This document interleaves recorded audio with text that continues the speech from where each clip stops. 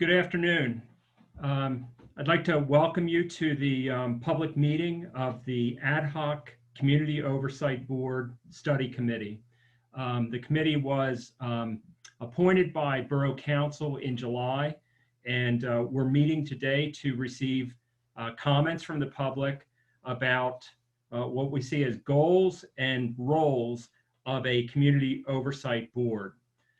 What I'd like to do is start by asking members to introduce themselves, and then we'll provide a brief overview of Zoom technology and of the work of the committee to date. So my name is Mark Bergstrom. I am chair of the Civil Service Commission, but also have been asked to chair this ad hoc committee. I'm an associate teaching professor at Penn State in criminology and executive director of the Pennsylvania Commission on Sentencing. There are 9 members of the ad hoc committee. I'm going to just ask for each member in sort of alphabetical order to introduce themselves. I believe Jason is the first. If you could unmute, Jason. Thank you. Hey everybody, my name is Jason. Hey everybody, I'm Jason Brown. Can everyone hear me okay? Yes. Awesome. I am one of the members on the committee. I have been involved in community circles in various capacities, 3 Dots downtown, the Rotary Club of State College downtown, and many other adventures here in State College. And now I'm happy to be on this committee with this team, solving some really important issues here in the community. Great, thank you, Jason. Barbara? Good evening. I'm Dr. Barbara Farmer, and I'm a retired school administrator from the State College Area School District and the multicultural director of diversity for IST at Penn State. I'm excited about this committee and the potential of what we have in mind with community support to do for this wonderful community in which we live. And I've been involved in borough activities for a while, so there's a level of trust that I have in terms of our direction and our goals and our hearts. Thank you, Barbara. Janet? Yes, hi, my name is Janet Irons, and I'm a resident of the borough. I'm a recently retired professor of history from Lock Haven University, and I've been involved for maybe 15 years in various racial justice organizations in the State College community. And I'm really happy to be on this ad hoc committee and really looking forward to hearing the community input tonight. Thank you. Nalani? Good evening. I'm Nalini Krishnan-Kuti. I live in the Borough State College, and I've been a resident for about 33 years now. I'm a Penn State alum, an engineer turned writer, educator, and speaker. I focus on the immigrant experience. I also serve on Governor Wolf's Advisory Commission on Asian Pacific American Affairs. And like everybody else, I'm really happy to serve on this committee, and I'm really looking forward to everybody lending their voice to this conversation today. Thank you. Great, thank you. Jim? Good evening, everyone. My name is James Locker. I moved to this area in 1972. First moved to Boalsburg, and then after about almost a year in Boalsburg, I moved into State College, and then 23 years ago, I moved back here into Boalsburg. Right. So I've been in the area since 1972. I retired from Penn State almost 10 years ago. For 30 years, I worked as the Equal Employment Opportunity Coordinator for Penn State Cooperative Extension and the College of Agricultural Sciences. Over the years, I've served on various advisory boards and committees in the area. One of the advisory boards I served on was the Cerner County Advisory Board to the Pennsylvania Human Relations Commission. And I was on that board for maybe about 10 years. But like I said, over the years, I've served on different advisory boards and committees and have been on the Police Civil Service Commission since 1985. So I'm an old member of the Police Commission, and I'm enjoying working with all of the members on this committee and looking forward to making a contribution to the goals of this program. Thank you, Mark. Thanks, Jim. Dan? Good afternoon, everyone. My name is Dan Mckenrick. I am an attorney that works for Penn State Student Legal Services, representing students in a variety of civil and criminal matters here locally in Center County. My role in the committee is the representative from Harris Township. I live in Boalsburg as well. I served in various capacities in the community and other things, like, for instance, I'm on the board of Center Helps. And I'm just really excited for today to hear, what the community feels, and I'm very excited for everyone's participation today. Thank you. Great, thanks, Dan. And I do want to note we have a couple of other members, and you'll see later during our meeting, we'll have a number of slides rotating, and one of them is a listing of all the members of the ad hoc committee. I also want to recognize State College Borough staff that have really been wonderful in supporting the work of the committee and really in making this possible today. So first, the Assistant Borough Manager, Tom King, Douglas Shantz, who's going to be helping manage the Zoom. So thank you, Douglas, and Lisa Thompson for recording all of this and making sense of what comes out of our meetings in terms of minutes and other things like that. So we couldn't do it without their assistance, and we really appreciate that. With that, let me turn it to Douglas so that he can talk a little bit about the details of Zoom technology in this meeting. Hi, everyone, and thank you for joining us tonight. We have over 40 on the call. We had over 60 registered, so I really thank you, everyone, for joining. To be respectful of everyone's time, I will be keeping track of the time for the study committee. So whenever you are speaking, I will notify you without interrupting that there's 30 seconds left to go in that 4 minutes.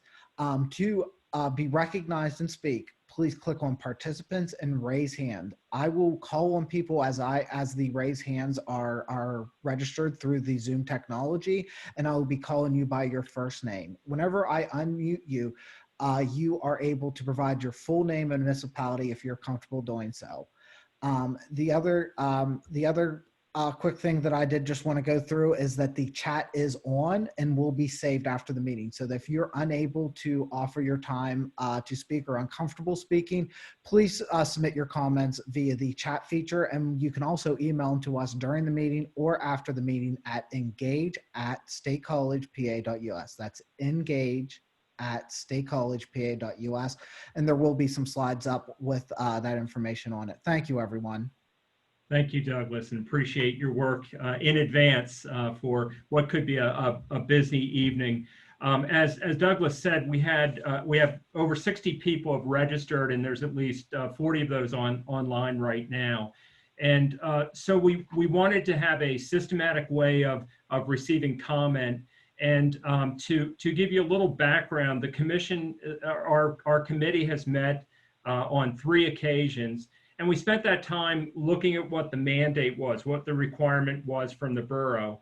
And we are a study committee, and our job is to try to look at models for community oversight boards, and then to look at the needs and interests of the State College community and the police coverage area, and match those up and provide a recommendation to the Borough Council about a model that makes sense for State College. And so the public is a really important part of this process in us identifying what are concerns or issues out there, and more importantly, what should the goals of a community oversight board be. And one of the responsibilities of the committee is then to gather that information and to try to look at what's possible, because there may be some limitations for legal reasons or other things like that. And so we're trying to distill all of this and come up with recommendations that we think would be appropriate and helpful, and more importantly, would be purposeful, would be useful, that there'd be some positive action because of it. And so we have a lot of work to do in a short period of time. What we envision tonight is to focus on what are those issues, what are the goals, and what would the role of an oversight board be. And then we're going to take back the comments that we receive, and we are going to look at those and look at other issues in play. And then we plan to have another set of public meetings sometime in October to provide a status check of sort of where we are and what we are thinking about before we submit a final report to the Borough Council in November. And so that's our game plan going forward. Let me just mention, we've been really, we've benefited a lot from a lot of research, a lot of studies, a lot of activities that have gone on before us. And I sort of think about two categories of this. One is that there's a national association that has done a lot of work looking at these community oversight boards. And they have a lot of different names, but Community Oversight Board is what the Borough Council called our ad hoc committee, so that's what I'm going to use, or COB. And when you look at the models out there, there's at least 3 models that have been identified. One is a model that sort of focuses on investigations of police and other things like that. A second model is more of a review model, reviewing what's going on and having some kind of interchange or discussion. And the third is an audit or monitoring model. And so, as I said, that's our work in the future, but those are three models that we're aware of, and we'll be listening for comments today about what are the needs and what are the goals that we're looking for in the State College community, and then we'll try to map that to what models might work best in this community. So that's the sort of high-level overview of what our task is. And as I said, for tonight, we just want to hear from the public. And this gets to this second issue that we're looking at, and that is sort of the details of what could be the possible goals. Here are the 2 driving questions or primary questions that we've identified as a group. I'm sorry, could you back? Thank you. These are the 2 key questions we're asking tonight. So the first one is, if you're going to have a community oversight board, what would the goals of that board be? And then the second thing is, with those goals in mind, what would the role of the community oversight board be? What would the board do to try to promote best practices? So those are the 2 key questions we have. And then we've identified, along with this national group, 6 common goals of groups. So maybe none of these apply, maybe all of them apply, but these are the 6 goals that have been identified for community oversight boards. Improving public trust in the police, increasing transparency so that you know what's happening and why it's happening, ensure fair and equitable conduct by the police, ensure an accessible complaint process, promote thorough and fair investigations, and improve policies within the department that promote all of that. So those are some of the key goals that we've heard about. And one of the questions for tonight is, do some of these, all of these, do any of these apply in State College? Should these be goals of a community oversight board? And to help people think through that, we've posted online, but also we have some slides with some prompts, some questions that might relate to those kind of things. And you'll see 6 of them listed here. And I think these were provided to anyone who registered to talk tonight. So we'd ask you to look at those documents that are posted or check the prompts. And what we'd like to do is start hearing from you. So here's the process we're gonna try to go through. We're gonna have a first round that really focuses on those listed goals, those 6 listed goals, and see if any of those make sense, if you want to comment on any of those to help us think about what it is that a community group or a community oversight board could or should do. So we ask you, if you can, to sort of focus on those goals and identify those that you think are important in State College, and provide any of your experiences that maybe support that, because that would be helpful for us to know.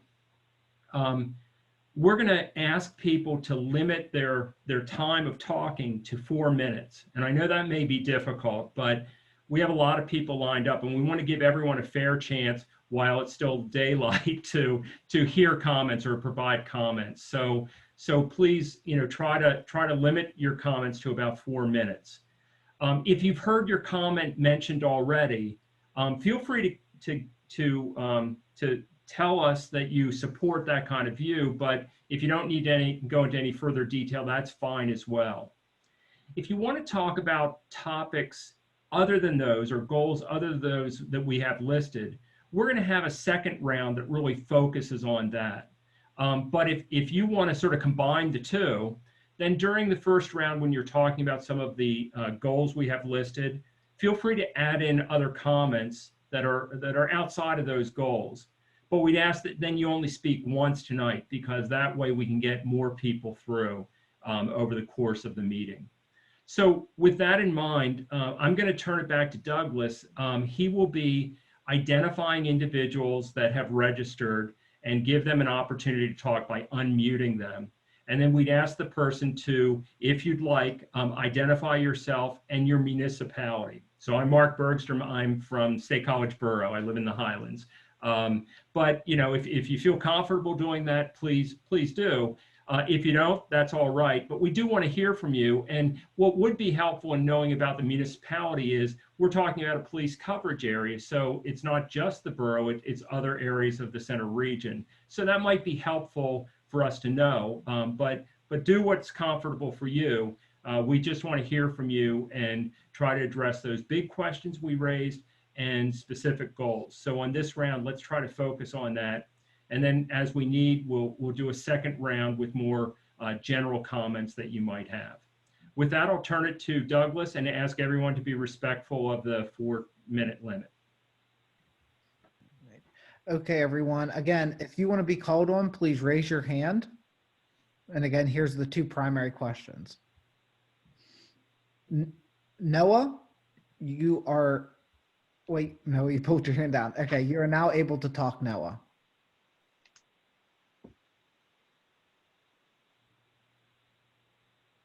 Please unmute yourself there. Thank you. Can you hear me? Yes. Hello, Noah. Thank you, guys. I'm in State College. First of all, thank you so much for your effort and time and investing in this process. I think it's critical, so thank you. I'll be as brief as I can. My general question revolves around, in terms of trying to ensure more trust, my question to the committee would be, what is the department doing internally to understand implicit bias?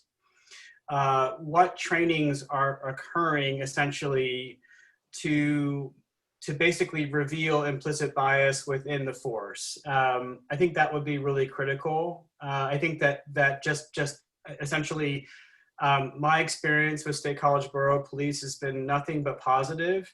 But let's be honest, I'm a white privileged male, and I don't want to get political, but we also live in a society where we are afraid of one another.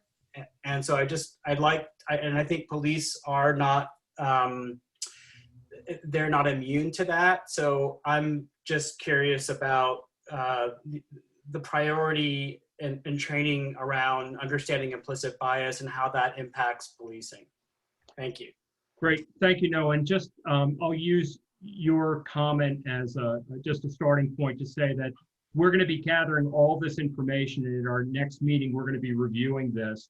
And so, for instance, in this case, one of the issues we'll be looking at are those internal processes, the training and education, and issues concerning implicit bias. So we really appreciate that comment. We've taken it down, and that will be added to our list of things that we discuss next time around. So thank you, and we can move to the next speaker. Elizabeth, you should be able to unmute right now. Hi, thank you. I'm so delighted to be a part of this discussion. And for me, just I hardly support all of these. I think it's important to be able to build a positive relationship, as well as identify issues that need to be addressed. And so transparency, I guess, is a big issue for me. And to that end, I'm not sure. I think that many of the other questions or the other issues come under that. You know, fair investigations. What else? Could you put that? Could you put the 6 back up? I can't. Yeah, increasing transparency. So fair and equitable conduct. I mean, as Noah said about his own experience, my experience has just almost always been very positive with the police. But I know that's not true for all of us. So promoting thorough and fair investigations and review policies to make sure that the police are able to perform at their best. So I guess increased transparency is my issue. Thank you, Mayor. Yeah, and I would like you to maybe review the points at which the police interact with the public, whether to invest for an investigation or conduct or just general policy, to review those to see how they could impact the transparency and impact our relationship. Thank you. Great, thank you. Rebecca, you are now able to unmute. Hi, everyone. Thank you. My name is Rebecca Tarlow, and I live in the State College Borough, 249 Holman Avenue. Just a few things. I think definitely the order of these goals needs to shift. Number 1 needs to be ensure fair and equitable conduct. And number 2 needs to be promote thorough and fair investigations. And I guess what I would I've been living in State College only for 3 years. I've been around since the police department murdered Osaze Osagi in March 2019. And I don't think we can overemphasize like how much the police department has broken trust with the community. I mean, people I talk to just don't, ensure fair and equitable contact. People in the community think that the police department is systematically racist. I talk to Black folks in this community and they talk about being discriminated left and right, that Osaze was just a manifestation of a more systematic racism against Black folks in this town. The investigation that happened around Osaze's murder, people do not trust it at all. The idea that the police force was a justifiable use of force, like that's completely not respected. So I think just emphasizing that there is a break of trust between the police department and the community.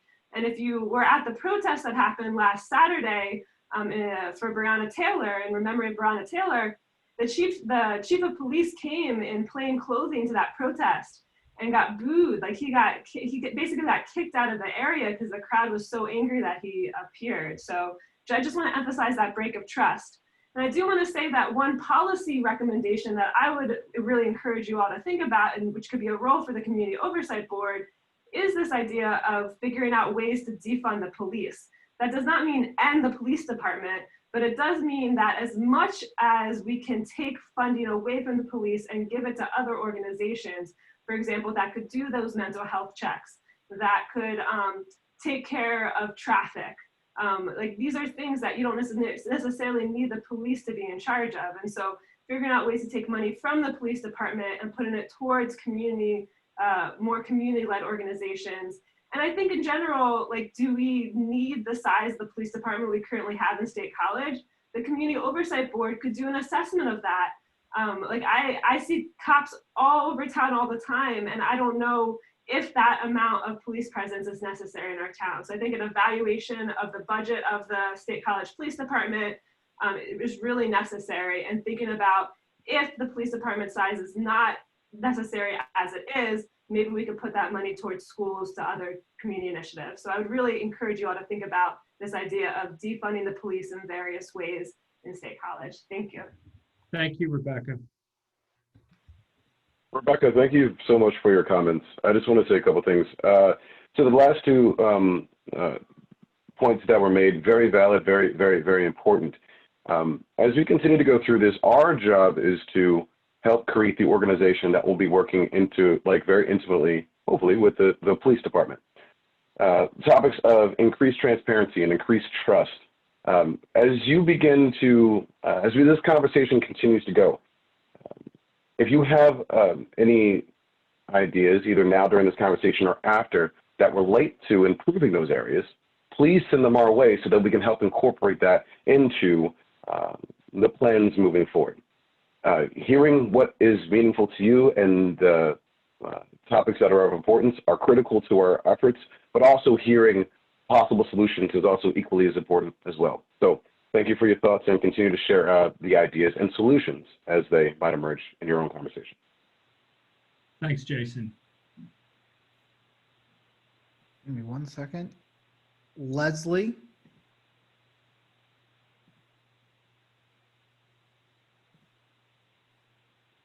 Good evening, everyone. Can you hear me? We can. Good evening. This is Leslie Lang, State College, resident of Ferguson Township, and I thank you all for convening this public hour and forum this evening. I would like to share and answer the two questions, so it's sort of combined. Sure. As a person of color, our local State College experience with police has deteriorated due to the two local critical events: the officer tasing of a Black female student and the officer killing of Osaze Asagi. Our additional experiences include over-policing of Black students, aggressive treatment of Black people on traffic stops, and a lack of representation on the force, insufficient support and documentation with encounters with Black residents, and a lack of training until recently, when the borough has hired and enlisted help to have training for cultural competency. All impact us as people of color in this community and have led to this discussion this evening. Every police officer is a public servant, and they are asked to protect and serve, and they take an oath. They are provided tools and tactics and training. They are provided a car, a gun, a badge, and a name on their uniform. They operate under a law which gives them the right to kill citizens. However, despite the absence of a law preventing the disclosure of the names, there are 3 officers held responsible for the killing of Osaze Osage in his home, and the district attorney, the chief of police, and the borough manager have chosen to hide and protect their 3 officers rather than to provide transparency to the citizens and families whom they serve. It is my hope that a community oversight board, whether a crime is justified, the complaint would be valid. And those goals would be, all 6 of those goals, they need to be reordered, as was indicated as another caller said. But the COB is to be implemented to hold them accountable for future incidents, because we need to know who these officers are. We cannot charge them with future things that they may do in misconduct if we don't know who they are. We will not determine that we trust them to show up when we call them not to harm us, or when we pull them over for minor incidents. Are these 3 people who were quick to draw their weapon in somebody's home assisting our children in the school district? Nationally, I will remind you that we are under penalty and persecution, and the nameless people, the numerous people who were named by police brutality and use of force that resulted in their wrongful death. Whether or not they go to jail is something else, but they should be held accountable for the wrongful death that results in their treatment while they are performing their duties. It is my hope that the COB will investigate these 2 specific things. Oversight of and establishing a community oversight board is to protect human rights, our constitutional rights, and uphold policing and provide public confidence and trust, which has been broken, and enhance and reduce community visibility. And we seek these things for the Community Oversight Board. And so I'm hoping that your rank will shift, whereas your number 3 should become my number 1. Ensure fair and equitable conduct. And I think this is really imperative, that I want your number 2 to be promote through fair investigations. The police department held their own investigation, it's true, under duress, but they used the DA's report to do so. that was not independent. And I look for the COB to do that sort of investigation in the future. Thank you. Thank you, Leslie.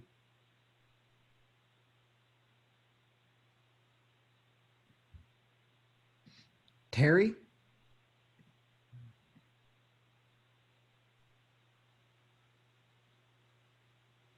Can you hear me? Yes. Wonderful, wonderful. It's amazing I'm following Leslie. Um, so I want to answer sort of the question about these goals, and I think goal 1 and 6 really, to achieve those things, you really have to do goals 2 to 5. So in order to improve the public trust and to improve policy, you're going to have to do all those goals 2 to 5. But I would be amiss if I don't mention number 4, which is to ensure an accessible complaint process, and that we are celebrating the 30th year anniversary of the ADA, is to make sure whatever process that is being done is accessible to all individuals, including those with disabilities. So I please would ask that this group recognize that this is really important for our community. The other thing I would mention is that, I don't know, I'm not sure if this group is aware of this, but yesterday, a law that I actually co-authored called Carrier's Law passed in Buffalo, New York yesterday. One of the things that is part of this law is if a police officer sees another police officer violating human rights, they have a duty to intervene. By not intervening, they will be terminated and also criminally charged. Part of this law also has a part in which the investigation should be independent from the police department, and I think that this body could be that investigation body. But again, it should be independent. The other part of this law is that we involve ourselves in the collective bargaining agreement. So if there is a violation, either a human rights violation or a civil violation, that during the time of the collective bargaining agreement, this body can act as an advisory to how to address the issue at hand. So if the issue at hand is a police officer who fails to intervene, or if it's a department that covers up a police officer who failed to intervene, or retaliated against a police officer who intervened, that this body can act as that independent investigation, and also provide advice to the collective bargaining agreement when that time arrives. A couple of months ago, I did a forum, and I asked the question: what responsibility does police have in addressing generational trauma, specifically in the Black community? In that conversation, we talked a lot about truth and reconciliation. And so to answer the question about how do we build trust, that is one way to start. So that is what I would add to that piece, is to do 1 and 6, we would have to do a really good job meeting the goals 2 through 5. I am done. Thank you, Terry.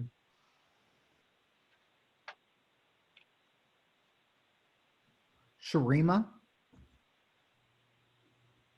Can you hear me? Can you hear me okay? Now we can. Thank you. Okay, thank you. And it's great to follow Terry and Leslie. Sharima, you're fading out. If you could keep your voice up. Okay, can you hear me? Thank you. Sorry about that. I said it's good to follow Terry and Leslie, as they said a lot of what I agree with.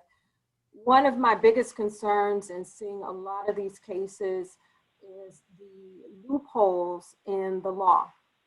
Loopholes in law and policy. And so I would like to see this board really look at policy, but also look at the law. Because a lot of times with the policy, we can get an officer fired, but not necessarily charged.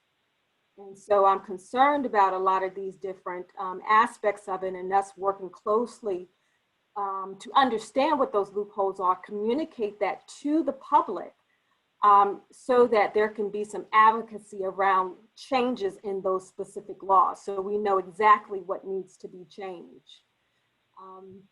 So I would like that to happen. In that transparency, I think there's an educational component that this board can do. So not just maybe the public attending the board's meetings, but actually having educational sessions so we can discuss changes in policy, law, and other things that the community needs to understand and be abreast of. So those are my major concerns and recommendations, but I think that that's key, is that when it's time to go to the DA, that we have a couple of legs to stand on. So those are my comments, and thank you all for volunteering for this effort. It's so important. Thank you, Sharima. Ben?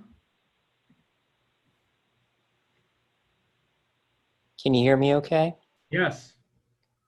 First off, I wanted to thank the study committee members for all your work and volunteering for this, to put together these recommendations. This is critically important for the borough. I would echo many of the comments made earlier, that especially since the shooting last year, their trust has been broken here in the community, and it's critically important to mend that. And also that these issues of systemic racism and the conversation that's happening nationally, I think sometimes there's a tendency to treat that as issues that affect the rest of the country, and somehow we're immune from it here in State College. And I think it's important to recognize that that's not the case.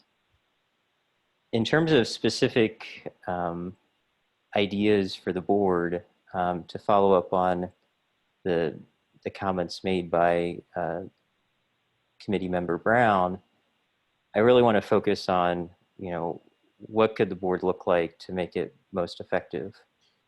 And to start with, I think it's critically important that it has investigatory authority that includes the ability to subpoena witnesses and police department documents.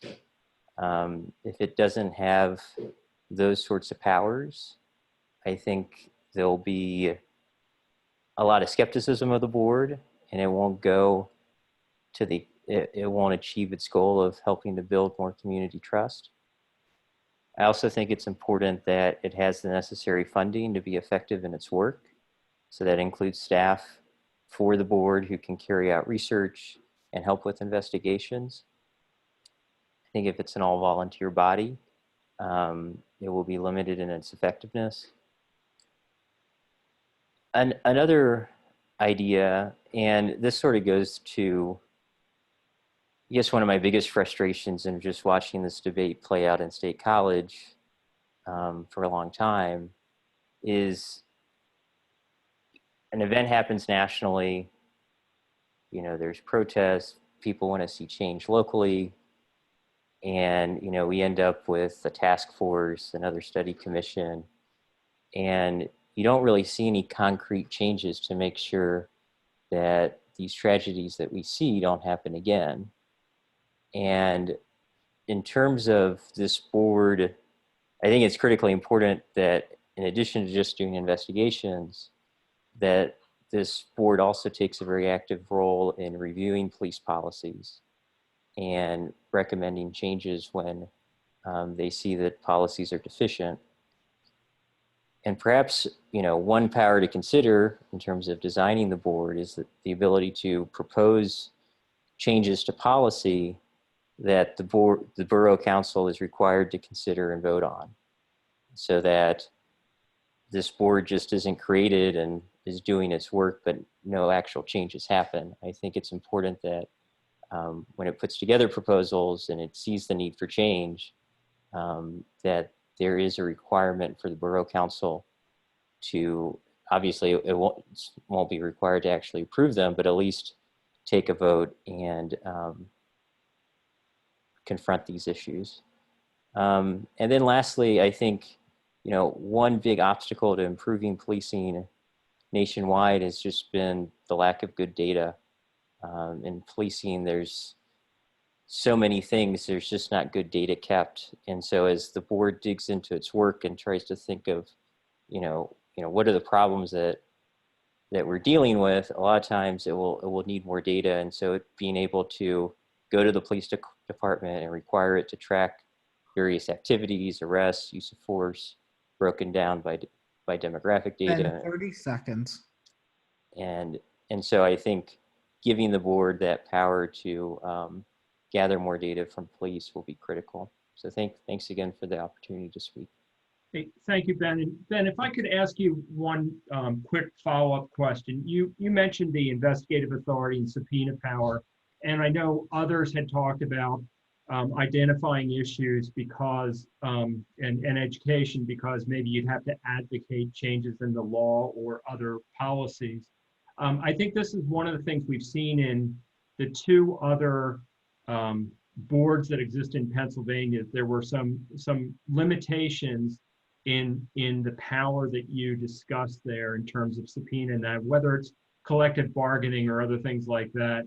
Do you have any suggestions about alternatives if there would be limitations on investigative authority or subpoena power?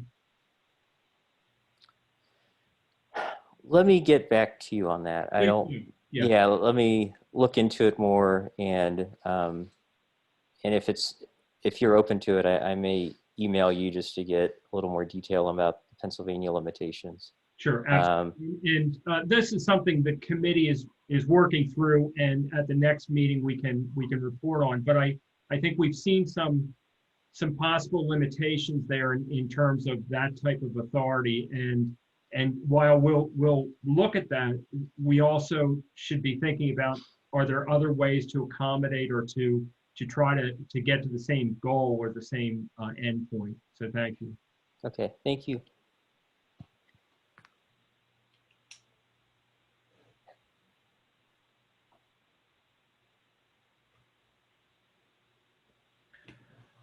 There was a question regarding the where the other two oversight boards are located. There is one in Pittsburgh and one in Philadelphia.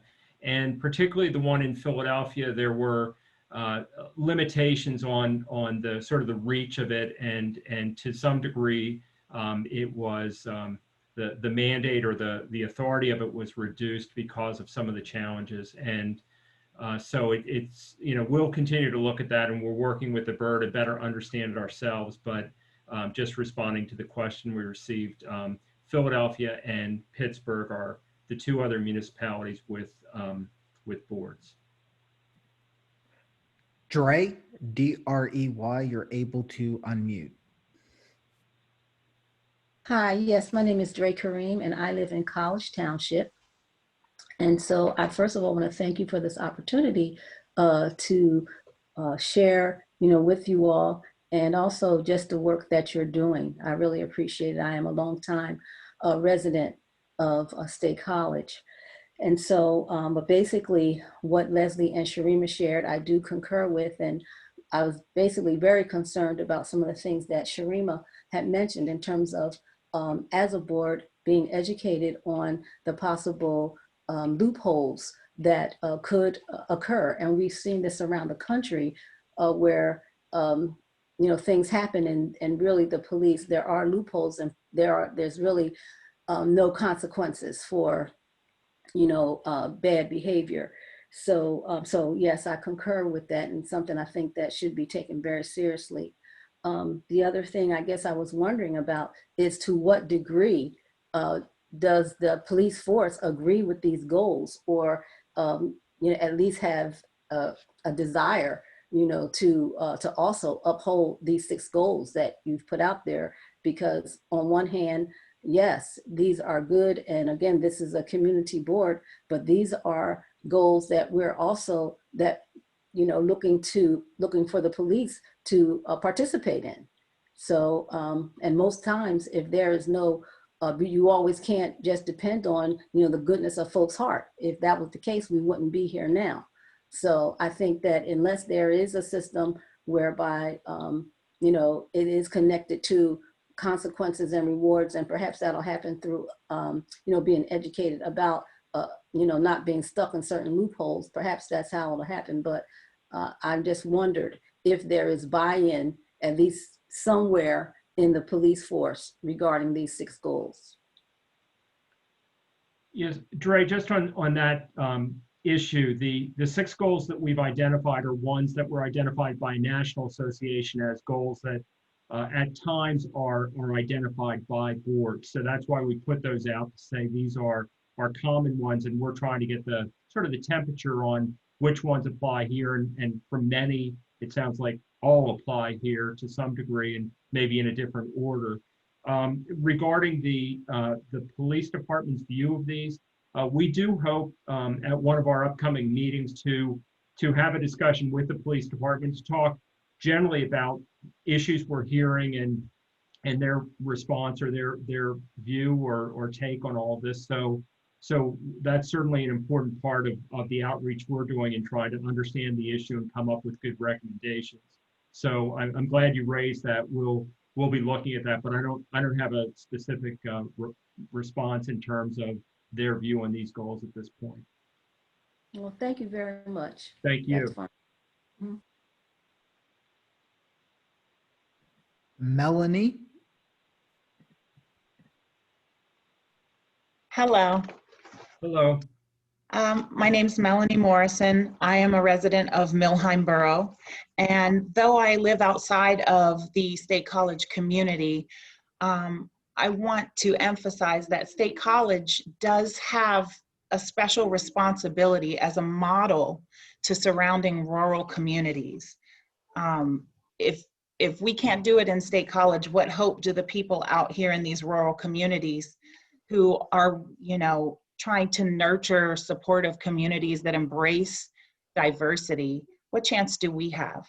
So it is very important, vital even, that we are able to accomplish these goals in State College. And I do echo the prioritization of the goals that Terry was speaking about. If we prioritize the other 5 goals over building trust, then that will be a naturally occurring side benefit rather than the number 1 goal on our list, right? We have to nurture these other things and actually get this from our police department in order for that trust to exist. So I am incredibly invested in ensuring the effectiveness and success of this oversight board as it pertains to the community of State College. A major goal asserted by the council and the police department is to build trust. Trust is earned, not simply given. And despite assertions from those in power, trust of the State College Police Department is not as widespread as they'd have us to believe. Trust is earned through real transparency, not the illusion of it. Folks will be looking to this board for openly shared, complete, and accessible information which we have not received from our police. Trust is earned through accountability, real consequences for actions. Clinging to antiquated policies over mutually beneficial functionality erodes at the community's trust of our police. If this board is to serve as a legitimate building block of trust, it must have the power to affect policies when these policies are proven to fail our community. Also, this community oversight board must be independent from the police department, as independent as possible, if the borough is to truly expect it to build trust between police and our community. The board must be given access to all information needed to function properly, and this board must be active and involved in our community, sharing that information with the people who need to know what's going on. Thank you. Thank you, Melanie. Ezra? Yes, thank you so much, Douglas, and thanks everybody. This is Ezra Naines from the Borough of State College. I want to echo the powerful and incredibly meaningful and astute statements of all the speakers before me. I'm humbled to speak after all of you. I attended the Breonna Taylor protest on Saturday, and there was one statement that just rung out in my mind, and it's really sticking with me in this context. The problem is not that the system is broken. The problem is that the system is working. You have to let that sink in. And I think that in that context, we need to think of the COB as an agent of and a force for transformation of policing in our community. So in order to do that, the COB needs to have, as has been said already, suitable power to make an impact and assure accountability. And those will lead down the road to that trust that we want. So I think that if the COB is not given power, whether that be subpoena or investigation or other power to influence actual outcomes, then it will not be a board that has an impact. It will be only able to achieve goals through influence. And there are many powerful influencers in this community and many groups trying to influence it. Let's give the COB actual power so that it can ensure accountability. And I thank everybody for all of your work on this, and I will hope to continue to support you. Thank you, Ezra. Parker? Yeah, hi, can you all hear me okay? We can, thank you. Okay, thank you so much, everyone, for putting this together. Thank you also for all the speakers who came before me who spoke so much more eloquently on these subjects than I will be able to, but I'm gonna keep my statements brief.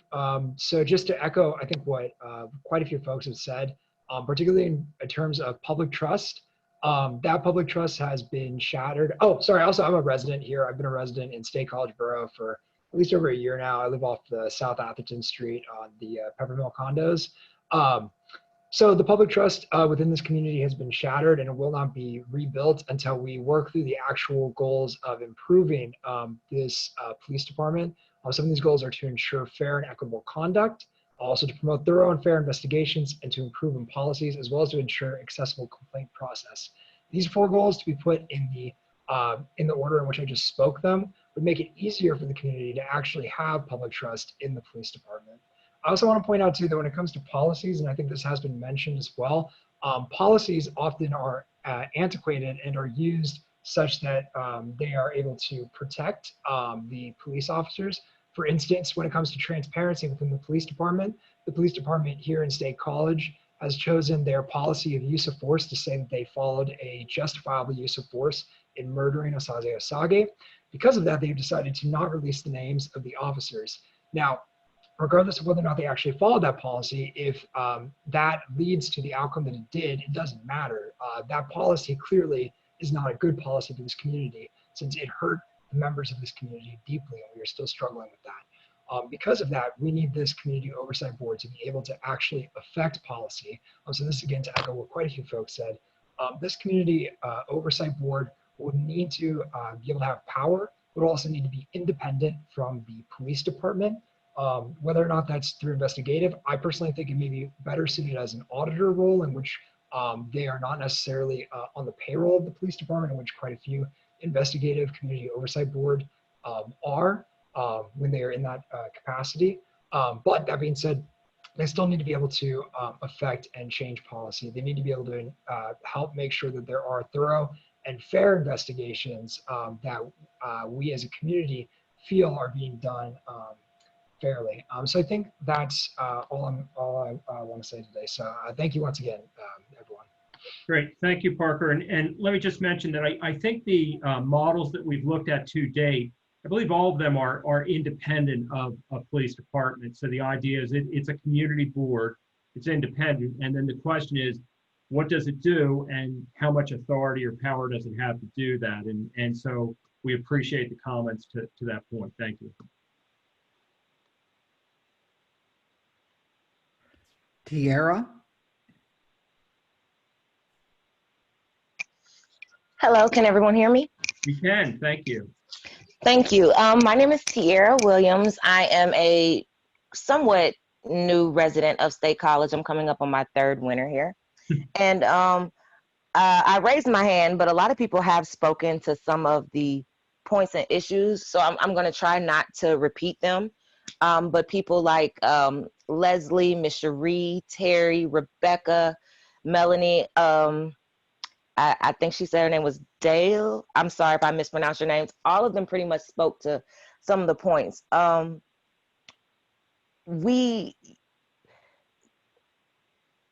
If we ensure fair and equitable conduct, all of these should fall into place. Fair investigations, transparency, all of that should fall into place. I know that you said that you all didn't necessarily come up with these goals, but improving public trust, it's a very I don't mean this to sound rude, but I believe it comes almost from a place of privilege to just assume that even when these things happen, we could automatically improve the public's trust with the police. This is not a 2020 thing. This is something that has been going on since the inception of police. And just like Ezra mentioned, someone at the protest says that the system is working exactly the way it's supposed to be. So just to talk about the point of improving public trust, I'm just wondering, would the Community Oversight Board be willing to work with organizations that already have these things in mind? A lot of people on the news are portraying Black Lives Matter as a terrorist organization, when in actuality, that's not true. My question is the Community Oversight willing to work with those type of organizations? There's other organizations in the community, BSA, 320, other organizations that have been working towards justice. Would they be willing to work with these organizations? And I know someone mentioned us actually communicating, or would the police actually even be involved with this, and you all aren't sure? Because I'm wondering, are we going to have sit-down conversations with the police officers and actual, just real citizens, not people that are just in political stances or in political power, but the everyday citizens, the everyday students that deal with implicit bias, microaggressions, and racism on a daily basis here in State College. And so I'm just really wondering how much this community board is willing to work with other organizations within the community, and are the police, are we even trying to have a sit down with the police? Because I know we want everything to be independent. I know a lot of people are saying that, but are we trying to work with them in any aspect, or are we trying to do something on our own and give them more of a demand or ultimatum? So that's all I have. Tara, that's really helpful. And if I could just ask you a question. Yes. We're receiving comments, so we're trying to figure out what is the best approach. And it does make a lot of sense to engage with other organizations and with the police, engaging and discussing and so forth. Can you maybe talk about what you think would be a good model for us in terms of that, like how a board could do what you're talking about?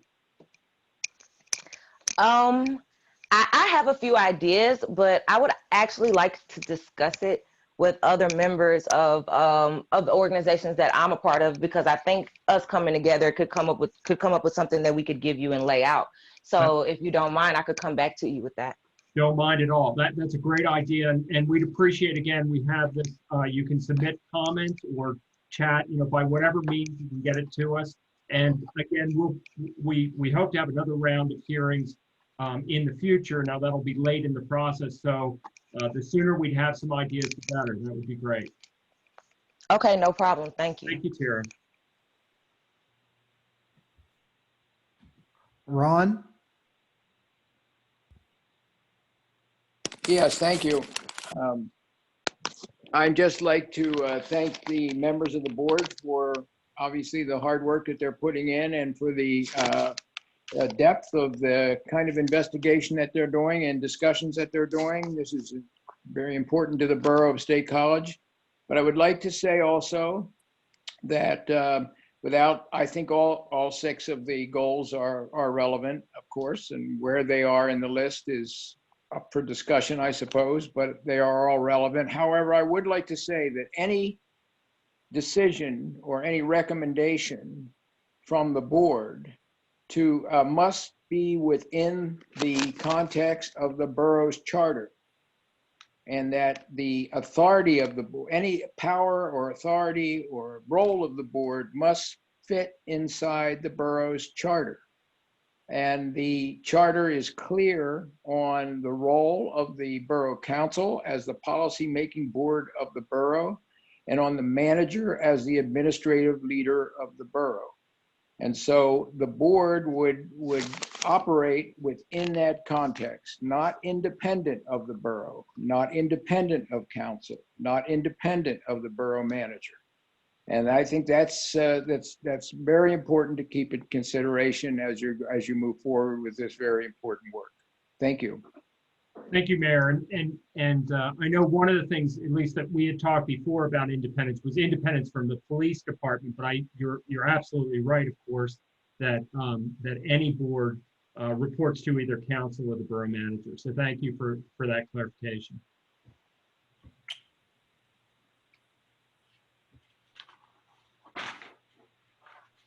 Michelle?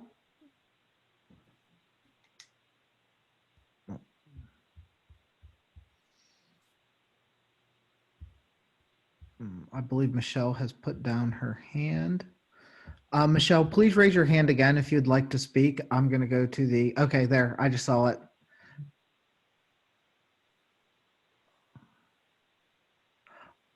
Michelle, I'm going to promote you as a panelist because you're using an older version of Zoom. I will move you back to the attendee list after this is done.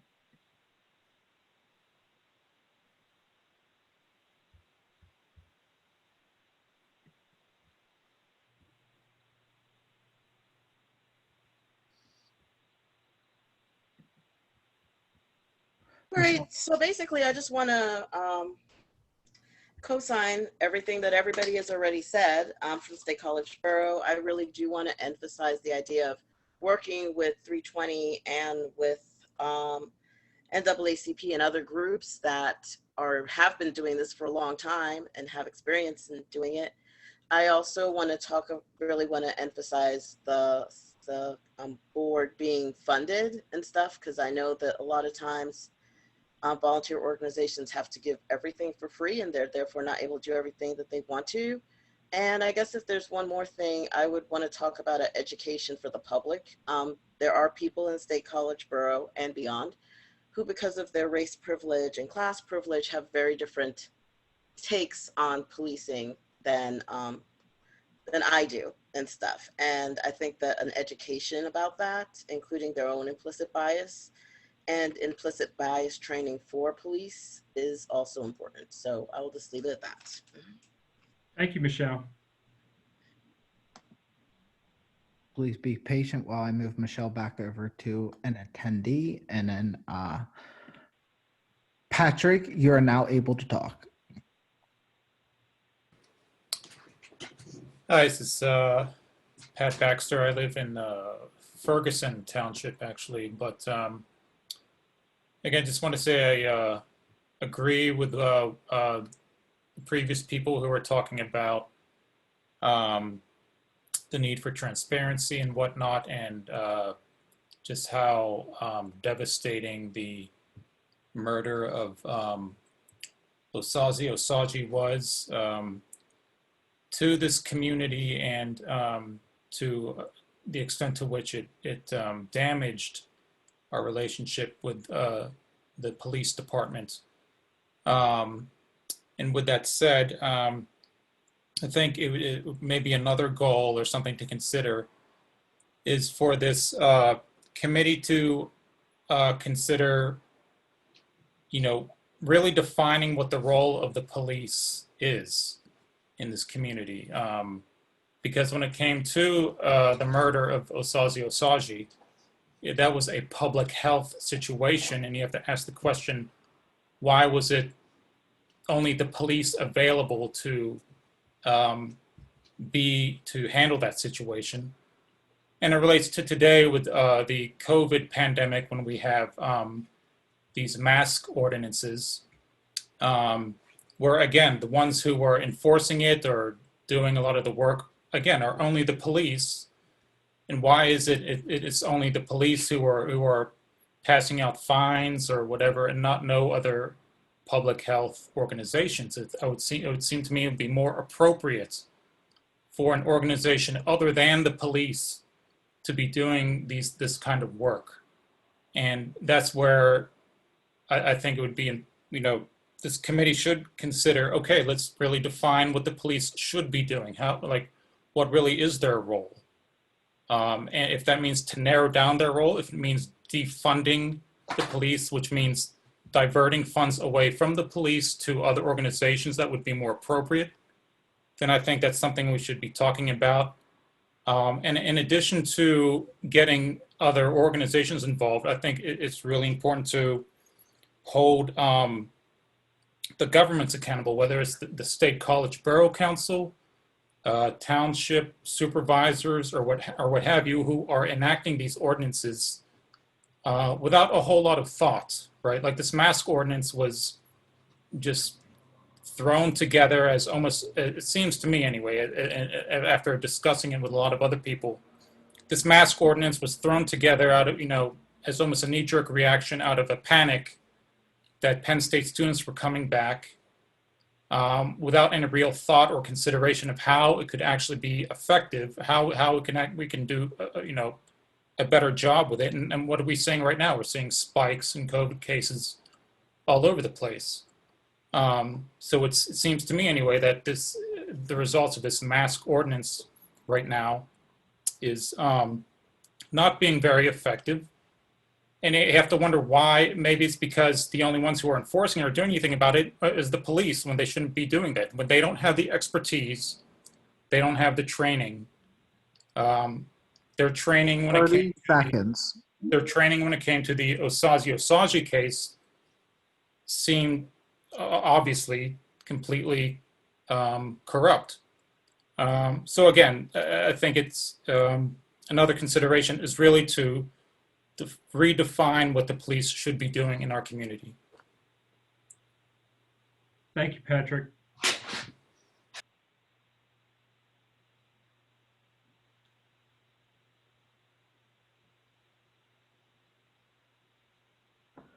Please note that I do not see any more hands raised from the attendees.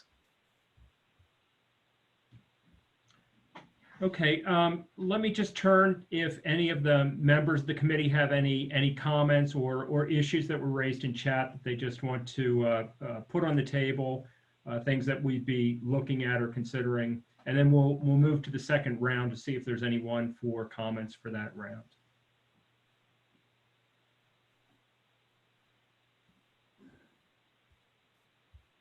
All right. I know, just a reminder that feel free to use the chat feature and feel free to email any kind of comments. And Mark, yeah. We do have an attendee with their hand up. Chris, great. Chris, you're now able to unmute. Great. Well, thanks very much for taking my call here. I appreciate all the work the committee has done. Looks like a lot of things to consider. I've been a long-time State College resident, actually live in Harris Township.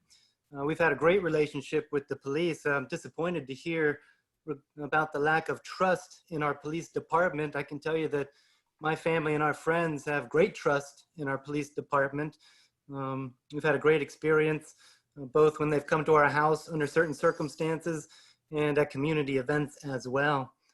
I do appreciate all the information you have on your web page. I think there's a lot of good resources there regarding the structure of different advisory committees and such.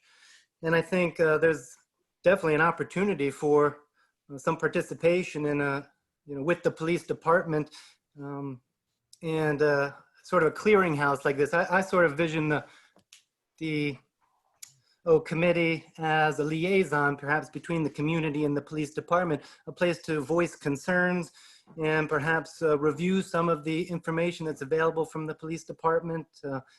There are some statistics on the website currently that I think illustrate some of the things other participants have been concerned about with regards to disciplinary actions and such. But the one thing I really wanted to mention is I would caution the board or caution the structure of the committee when it comes to including investigations and subpoenas. I think that requires a certain expertise, a certain level of commitment, and even authority that this committee is not likely to have. I read the information, the report from the district attorney regarding the Osage case. That was a very complete investigation. This investigation was done by a state authority, 2 different authorities, including an attempt to look for racial bias, which was not found, by the way.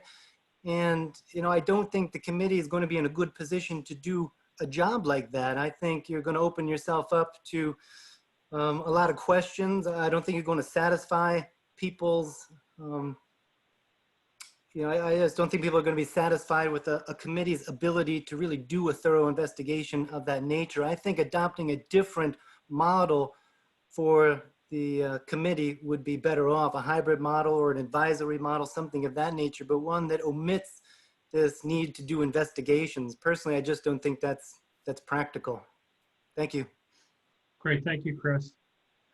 There were several questions about or comments regarding interactions or relationships with other departments, whether that's Penn State or other police departments in the region, or almost serving as best practices for other areas of Center County or beyond. And so certainly we have a note of that, and we'll see if there's if anything that comes out of the Community Oversight Board can be serve as an example, or can provide some additional connections with other departments or other areas. But of course, our focus is on the State College Police and their coverage area.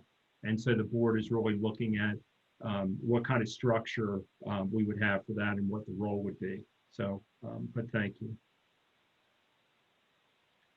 Any comments? Yes, Jason? I just wanted to say, before we move to the next segment, I just want to just say thank you to everybody sharing their comments and thoughts and thinking critically about this. There's a lot of, needless to say, there's a lot of emotion involved in this. There are a lot of politics involved in this. There are a lot of pieces that are involved in this, and we come from a lot of different places. And I just want to say thank you to everyone who's here, who did an effort to share out these comments, to share out this link, and encourage people to show up and share their voice. While we can't address every single thing that everybody's saying today, we are listening deeply to the concerns that are here, and our goal is to really build this COB the way that it needs to be. So as I've mentioned in chat, if you come up with ideas during this, after this, whether or not you're eating dinner next week somewhere and the idea pops up in your head, please use the email that was provided in chat, and we're happy to provide that again for anything that might contribute and help this process along. If you have experience from the legal side, Terry offered some insight there. Maybe you work in another capacity. Whatever skill set you have, please bring that to the table, and we'd be happy to listen to your thoughts even after this meeting. So thank you. Thanks, Jason. Any other comments before we move to round 2? Mark? Yes, Tom. Yeah, just a comment on the role of the other police departments, and I don't have an answer to that. I mean, I think the short answer is certainly what you provide. This is an initiative of State College Borough Council. This effort is directed and involving State College Police. But I do want to point out, no one can make any commitments, and I don't know where this all goes, but this community, particularly the center region, but even the center county police departments have I would say, an extraordinary positive history of doing many joint policies, many joint programs together, doing a lot of mutual joint trainings and shared policing. And as an example, the task force on policing in communities of color was jointly between Penn State Police and State College Police. I say all that is that I do believe that other municipalities are paying attention to what's happening here, also have managers and chiefs who are interested in the topic. And so I think that, the good news is this community, the police and the municipalities, including the managers, government levels, work very closely together. So I think that as we continue our work, and as we as managers talk with the other managers of the region and the police departments talk among themselves, there could be opportunities. Great, thank you, Tom. That's really helpful. Any other comments? It appears there's no hand up. Okay, thank you. Mark, I have one comment. Yes, Jim, please. I could be wrong on this, but I thought I had seen in a newspaper recently where the governor of Pennsylvania, I believe, is considering asking or requiring possibly that all communities consider establishing a community oversight board. I don't know if anyone else has seen something along those lines mentioned in the newspaper, but I mentioned this in the context of a concern being raised about whatever State College does, how that might maybe transpose to other local communities or what have you. So I just wanted to put that on the table. Where that goes, or like I said, I thought I had seen something in the newspaper about that. But that's all I just want to mention. Great, thanks, Jim. Yeah, I don't think I saw that, but I'd be interested if anyone knows of anything about that. Feel free to use the chat or the email function. Thank you. I will attempt to see if I can find that information, Mark, and share at one of our future committee meetings. Great, thank you. You're welcome. Any other comments? So I think we're going to move to what we had listed as the second round. Oh, I'm sorry. I'm sorry, Mark. Barbara had her hand, Ms. Farmer had her, she had her hand up. Oh, okay. Please. Sorry about that. Barbara?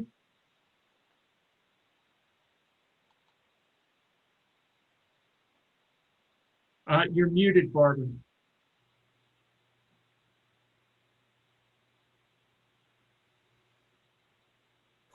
There you go. Okay. Thank you. As I've listened to the comments from the community and just reiterating what has been said, there's deep appreciation for the comments that we've heard today and the concern that people are expressing. And I appreciate the heartfeltness of what people are trying to tell us as we do this work.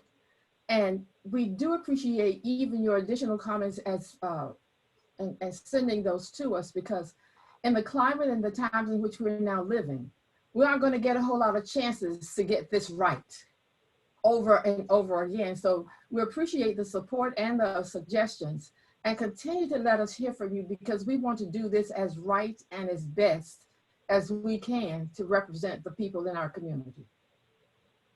Amen. Thank you. Thank you, Barbara. Did someone else have their hand up, or anyone else want to talk?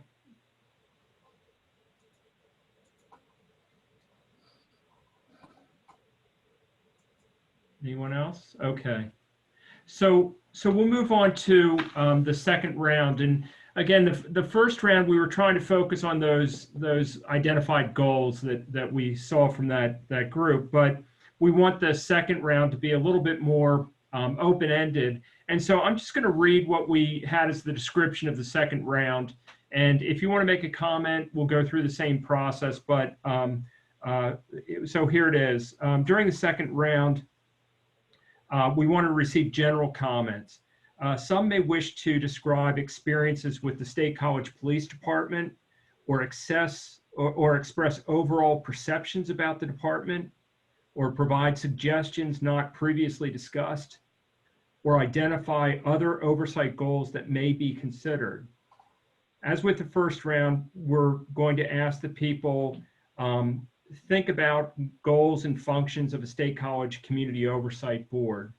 And again, limit your remarks to 4 minutes. So if you have any general comments, sort of outside the box, something different, but again, getting to the issue of how a community oversight board would be constructed and what it would do, now would be the opportunity for that. So I'll ask Douglas to see if there's hands raised and move from that. Yes, Charles, you're able to unmute. Okay, Charles Dumas, State College. General comment. First of all, thank you for going through this. Everyone who is participating, we certainly need it, and it's great to have the community in process. I just want to raise a sort of a larger question, and that is, it was sort of hinted at with defund the police, but I'm not talking about defunding the police. I'm talking about sort of looking at who we are and where the police came from in this whole process. The police did not sort of come just as a sort of a matter of congressional edict, or it came out of the process of hunting Black folks when they were enslaved. It came out of an urban process of somehow or other finding enslaved people who had escaped or who were a threat to the community. And it has those kinds of roots. And I'm not suggesting that the police today, especially the police in State College, who I have friends who are participating there, I have friends who I've worked with, but I'm not suggesting that that's the mentality. But I'm saying that if we look at those roots, we have to begin to examine where did that come from. We are in a very, very special time. We're in a time where we are examining the Black Lives Matter, but we're examining white privilege. We're examining the kind of the basis of our society, which included chattel slavery. So that I think that somewhere along the line, I'm not sure this is the place, I'm not sure that the COB is the place, but somewhere to begin to look at the bigger question and the more intimate question: who are we and where do we come from? And that includes the police, and it includes the police reaction to the community. Thank you. Thank you, Charles. Appreciate it. Rebecca? Hi, everyone. This is Rebecca Tarlow again. I spoke in the first round. I live in the State College borough. I also forgot to mention in the first round that I'm also an assistant professor in the College of Education. And we just had a really interesting symposium that I helped to organize along with about 10 other faculty 2 weeks ago. And it was about anti-Black police violence and the popular uprisings. And it was really interesting for a few reasons. One reason was that it had 280 faculty, students, and staff that attended, which just shows you how people are craving right now to understand how they can undo systematic racism in this country and within Penn State as an institution.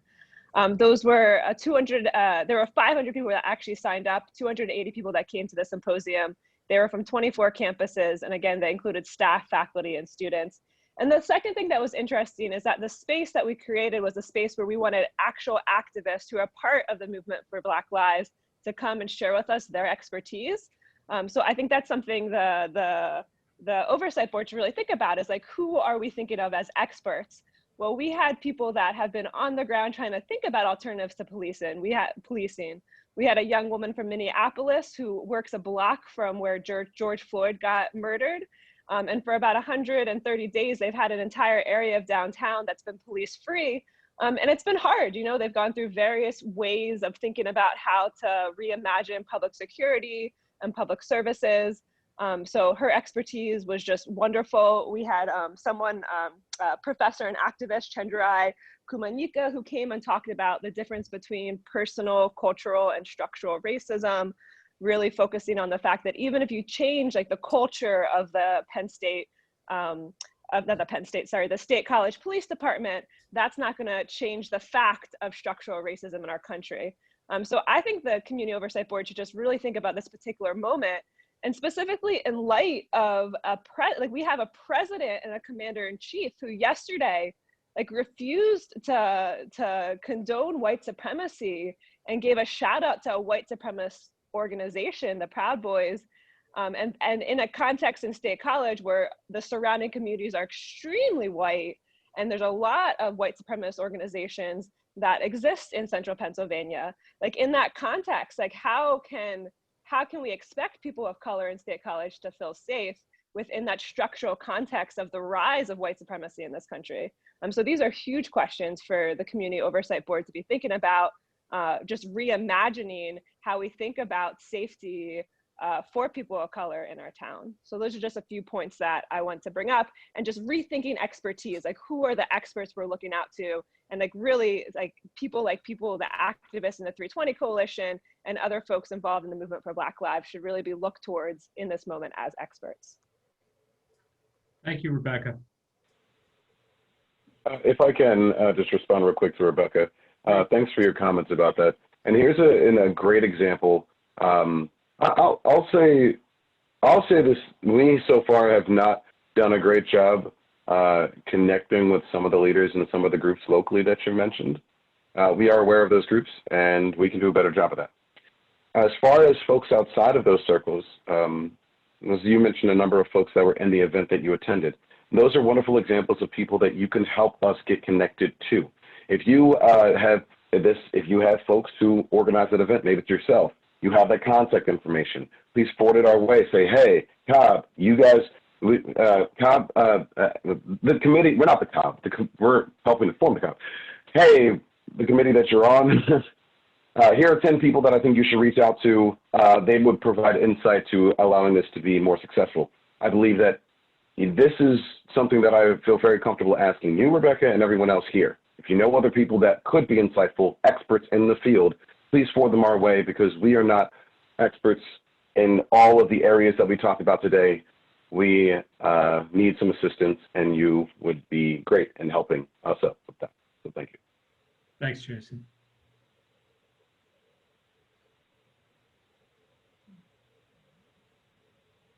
Terry? Can you hear me? Yes. Awesome. So I didn't mention this last time, so I am a resident of Patton Township. I should have mentioned that on the first time I spoke.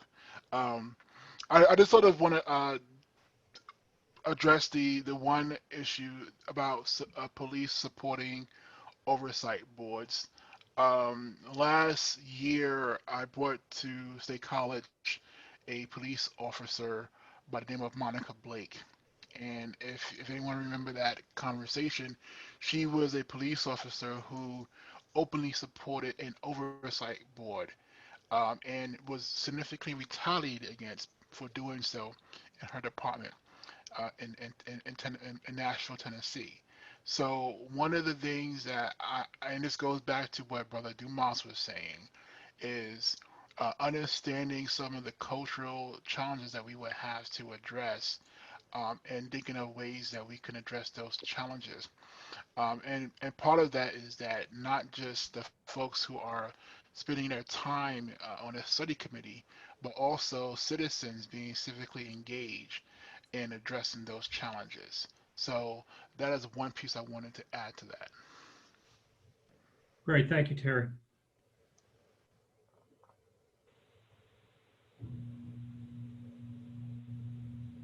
I do not see any more hands. Please, anyone that has comments, please either raise your hand or submit them in into the chat. Melanie, I just saw your hand go up. Melanie, you should be able to unmute. Hello, Melanie Morrison from Millheim Borough again. I wanted to emphasize, as I am the secretary of the 320 Coalition, it is very important to us that while we're looking at policing, we also take into account mental health and how the police are currently interacting with those people in our communities who may be suffering from mental health crises. We want the immediate and very urgent divestment of guns from 302s, which are, as of right now, called mental health warrants, which, as I've stated before, really criminalizes the person who's suffering from a mental health crisis. But as far as the Civilian Oversight Board, the Community Oversight Board, they can also look to the upcoming report from the Mental Health Task Force as it pertains to allocation of funding and current needs in our community. In our, I believe it's going to speak to the entire county as far as what we need in our community regarding mental health resources. And that divestment of guns should also come with divestment of funding from the police, calling upon them to provide this service without assistance from mental health professionals. I think that if we don't really take a look at those policies in particular, we're setting ourselves up for another event in our community, like when Osaze was shot and killed. Thank you. Thank you, Melanie. And just as a little bit of a follow-up, and this gets to what was said earlier about materials that we have posted, but when the committee first met, one of the things we did was try to recap some of the takeaways from other groups in the community and try to recognize that they're there and the importance of those. So I appreciate both your comments and those of others who talk about making sure we're looking at all of those kind of issues and taking those into account. But I'll just mention while we're talking, some of the things we looked at were the Task Force on Policing in Communities of Color from 2016. We looked at the IACP assessment of State College Police Department policies and operating procedures that was just issued earlier this year in July. We talked about the Task Force on Mental Health Crisis Services and certainly look forward to additional information on that. So there were those and other things, the prior TASER Task Force report, other things like that. And I think exactly what you said, it's really important that we hear from those groups and communities and efforts, and we also see how they connect with what we're talking about. And as Jason said before, keep in mind that our task is pretty limited. It's about providing a structure, trying to think about what that looks like, what a community oversight board looks like, what its duties and responsibilities are, and if there's any powers, what those are, and how it connects with the community and works with the police or interacts with the police. So I think that's our job, is to sort of frame this out and provide recommendations to the Borough Council about what might serve some of these purposes that are mentioned. And then if council acts on that and they establish some type of board, it's then that board that will take on all of the work that we're talking about, or all of the work that the council defines. And so, so the reason we thought it was really helpful tonight to hear about issues and concerns and problems and goals is to help us make sure that we take that into account as we're looking at models. And the next hearing that we have or meeting that we have, we'll talk about whatever models we think we'd like to advance to council and receive some comments on that. So I'm going to take a break from talking and go back to Douglas to see if he has anyone else that's interested in making comments or providing comments. Tierra, you are now able to unmute. Hi, it's Tierra Williams again. And I just wanted to kind of speak on something that someone mentioned earlier, maybe even in the first panel. I also want to make it known that there is issues with the police in the community, but there are also issues with the police as it pertains to the school, and not just Penn State. I even mean our area high schools. For instance, it was very uncomfortable for certain Black students to come back after COVID and have police welcoming them into the schools. For some students, yeah, maybe it felt safe for them, but for students of color, especially with all of the uprise that was happening, that was not something that they wanted. And so I think that goes back to what other people were saying, by putting other people in place instead of the police that could keep everybody's heart at bay when it comes to safety. But I do want to mention that the police issue does not just affect the adults. It affects the college students, it affects the high school students, and at times even the middle school students. And I know those are issues, and maybe even communicating with the schools on other numbers to call other than the police when we have issues, just trying to keep it down, because our children are affected in more ways than people realize. And although we don't see videos and clips of people and students getting shot down in State College, that does not mean that the racism is not real, and that does not mean that the police brutality and bias does not exist in this community. Great, thank you, Tara.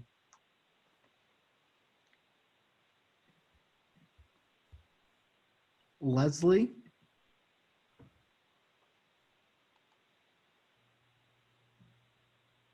Yes, thank you for recognizing me a second time for round two. I would like to stress the importance of the Community Oversight Board. It must be established. It was already accepted by Borough Council as part of a resolution. We are striving to continue to accentuate how important it is, and it does need teeth, as other people have already stated. So we are going to advocate for the monitoring and auditing, not the stringent one, but the middle level that Nicole has provided for us. And as a result, I would encourage you all to use the fuel that you said that you have reviewed, because it has taken the last 5 years and public outcry to demand that the borough and the State College Police provide increased transparency. They did not do this 2 years ago.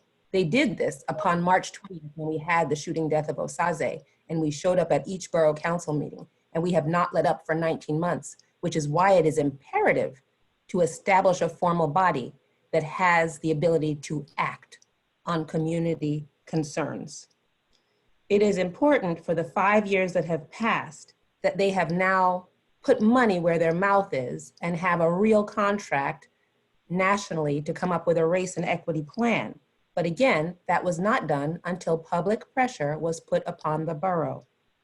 So we need to devise this plan, we need to hold them accountable, and we need the power and authority to do that. And that's beyond just being a liaison. That is beyond them discounting what we have to say because we live in State College, but not downtown. This is imperative for the Community Oversight Board to understand that the monitoring, the progression, the seeking, accountability has to have power to enforce it, to remove the anonymity, to reestablish trust. We have to investigate the implicit bias policing. We have to ensure that de-escalation techniques, whether that's a new hired person or whether that's additional training and tactic training, becomes the first response, and that the least amount of force is used towards its citizens. We want it to become de-escalation, a lived philosophy that protects all of our residents. This is imperative to our safety. We want to make sure that the improved policies, practices, training, the management of the law, the interpretation of it, and to be able to analyze the patterns of the complaints against the police. Here's the thing, they will stand up and tell you we have no complaints against the police for bias because they don't collect them. There's no formal tool to do that. This established body could create a tool that could be used to identify complaints and then investigate them consistently. We want to deter officers from engaging in misconduct, but we can't do that if we don't know who they are. We want to create effective and consistent investigation that doesn't rely on somebody else's single report and single view of the use of deadly force. I am sure that if the Community Oversight Board sat down along with the borough and the police department, they would also agree with the community and identify all the missteps that could have been avoided had a different outcome that preserved life. So we want to reduce all of this lawlessness that happens under a badge and toward our population. We want to improve the public's understanding of 30 policy seconds. and training and practices. So a part of the Community Oversight Board should also be to hold quarterly public fact-finding meetings to apprise the public and establish those community relations. Thank you. Thank you, Leslie.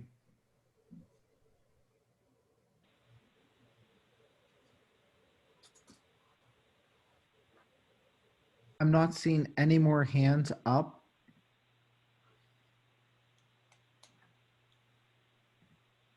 All right, are there any? Oh, Sorry, Mark. David Stone has raised his hand. okay. Hi, David. Can you hear me now? We can, thank you. Yeah, my name is David Stone. I live on Foster Avenue in State College Borough, and I'm also speaking tonight for the Nittany Valley Environmental Coalition. You might think that our purview is not directly involved here, but community health. But we came up with a couple of ideas that might be relevant for you guys to think about, which is if the borough and presumably some of the council of government municipalities had what's called an Act 315 public health department, which would really be an expansion of the health services we have now, and make us eligible for state funds and obligations under the state law, but also state funds, and would be a positive step. Many of the community problems we face are public health problems. Many of these problems we have dealt with through policing, certainly, but also zoning and things like that. Many of the neighborhood problems might be looked at through the lens of a expanded, qualified health department. Now, the other aspect of this, and we saw this with the COVID crisis, that the relative bases of authority between the state and the county and the municipalities is quite complex.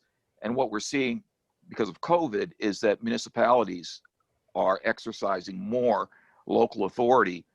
And we can do that in a much more nonpartisan way here locally than perhaps the federal or state authorities can. A few years ago, there was a referendum passed that gave State College Borough and Ferguson Township a charter modification, which expands the authority of the municipality. And some of that could be used in this context, and certainly with the health department as well.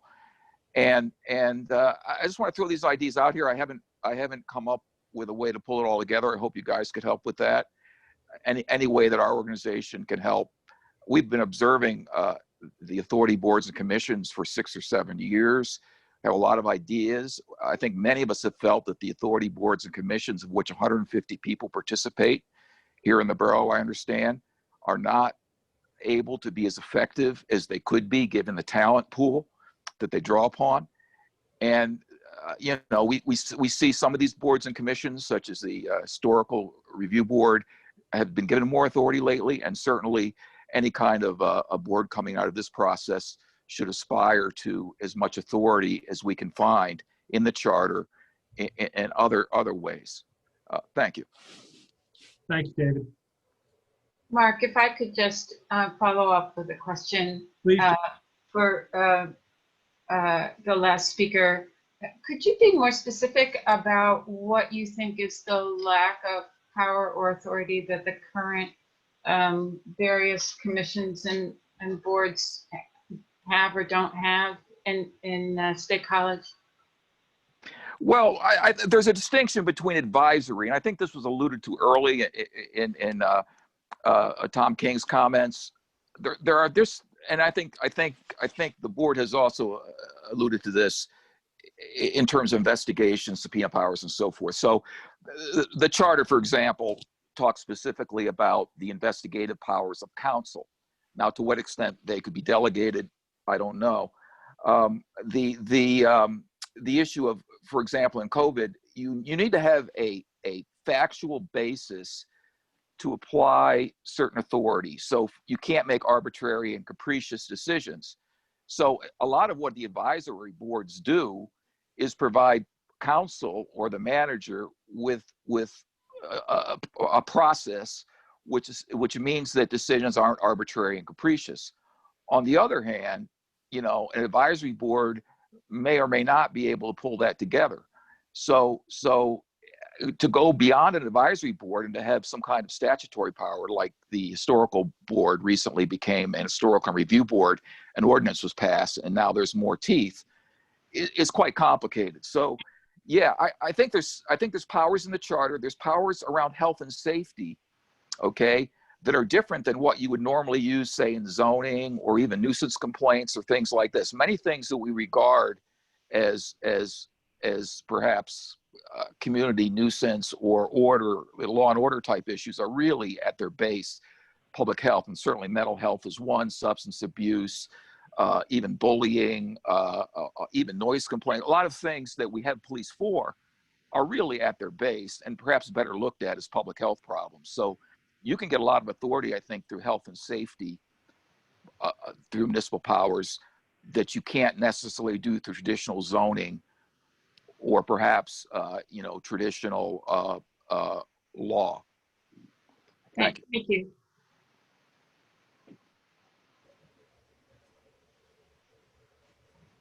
Douglas, anyone else?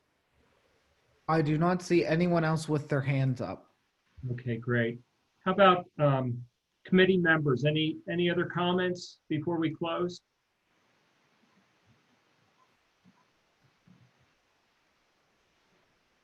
Mark, I just had a comment. I think probably everybody here has seen a lot of our reports that we have been referring to, but aren't they all up on our borough website now? If people wanted to look at them, is that correct? Maybe we could provide that link in the chat.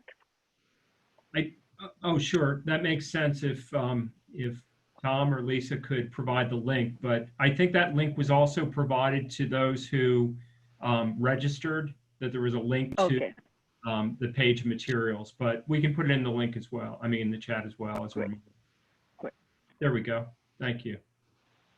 Thank you, Douglas. Any other comments? Or, well, let me just review really quickly our next steps. So we have another meeting tomorrow afternoon that we hope to receive comments. As I said before, quite a few people have signed up, so we look forward to receiving those.